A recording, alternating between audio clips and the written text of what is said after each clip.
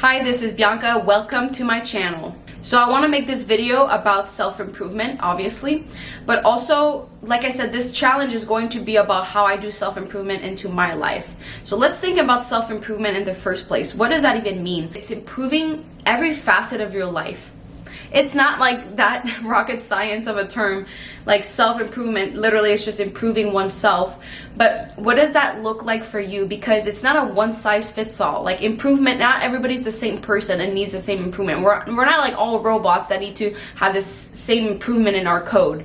We're different. So you have to figure out what it is in your life that you want to improve. So what does self-improvement looks like for me? Like, what am I doing in my daily life? And I have to ask myself, like, what is something that I want to improve that's going to help everything else? So because I've been doing like self-improvement for a while, I've managed to create really good habits for myself. But that doesn't mean that they're things that should stay on forever. Like, it's worked for a certain period of time. But right now I have to change some habits because it is not helping me solve this problem that I'm facing. So the issue that I have is, well, if you don't know, I'm a professional athlete. And I currently struggle with recovery. In the past, I was prioritizing like my side hustles, YouTube channel, getting knowledge, like learning, getting routines in, that I was neglecting sleep, neglecting my body, just neglecting to take care of myself. But as an athlete, that is very harmful to my career. So I got to this realization during one of the games where I was like, I am not recovered and I know that I can do some things better. So I took a step back. I literally started journaling. You have to start journaling. It is incredible. It is a way for you to put words to how you're feeling and to gain some clarity. So anyways, I started journaling. And by writing things down, I realized that there are so many things that I'm doing that is hurting me. And at the end of the day, as much as I value like the other things that I was doing, like waking up early and getting a stretch in and meditating and doing all these little things, I was cutting off like 2 hours of my sleep just to get that done. And it's like, it's known that the number one thing for recovery is sleep. So I'm like, okay, I gotta change things up. I gotta change my schedule so I can prioritize sleep. And then I started looking at all the other things in my life that I am not doing well enough for me to recover. And then I started implementing them, blocking times into my schedule for me to do things like that. So for example, today is my off day. And usually I would use this day to be super productive, to get a lot of things done. But I was like, how is that making me recover? Like, an off day doesn't mean like you gotta do the most. Sometimes it's an off day for a reason, like you need to recover. So I'm like, okay, today I took a step back. I literally just got back from a massage that I got. As you can see, my hair is wet because I showered. Just taking it slow and taking a step back and not feeling like I need to rush through everything and maximize my off day.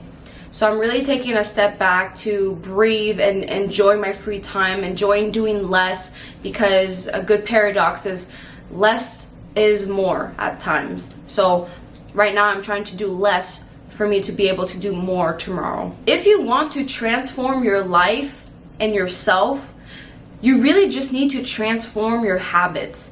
Because who we are is literally the repetition of all the small habits that we do every single day. So if you put conscious thought into like the habits that you're doing, you're going to change yourself.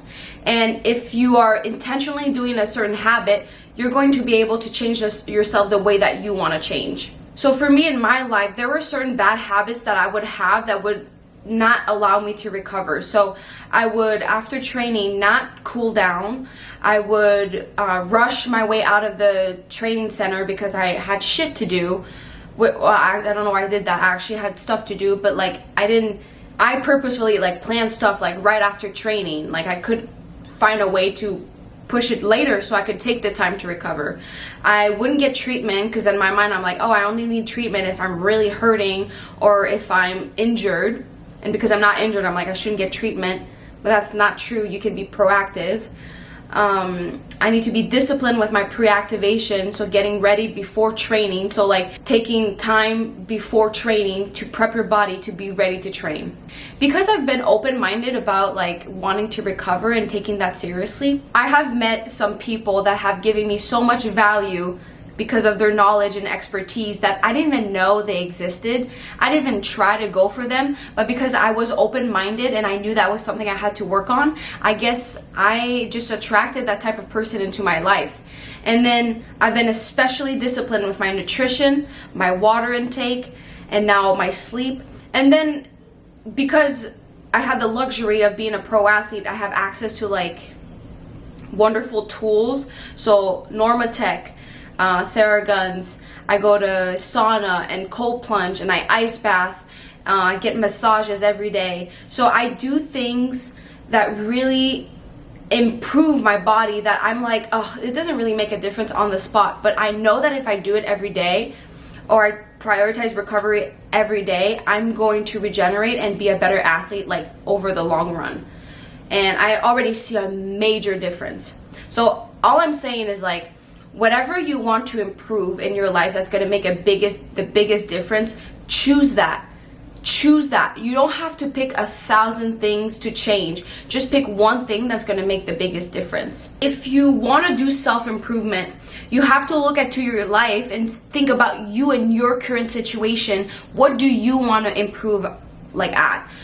Because if you go online and do like self-improvement and like look at what other people are doing, like maybe meditation is beneficial to them, or maybe doing a dopamine detox, or maybe quit alcohol. Like so many people have different reasons why they want to improve certain things, but that doesn't mean that it's your reason. You need to find out what it is about your life that you want to improve, and you got to pick one thing. Just start with one thing. Some mistakes that people keep doing is they do too many at once. You quit before you see results.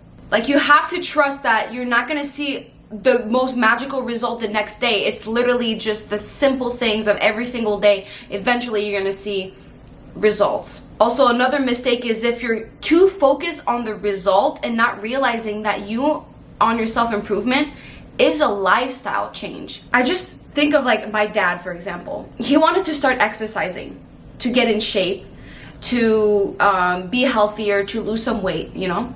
And I was telling him like, this is a lifestyle change. Like it's not like, oh, you'll exercise and once you reach your goal weight, you're gonna stop exercising because you've made it.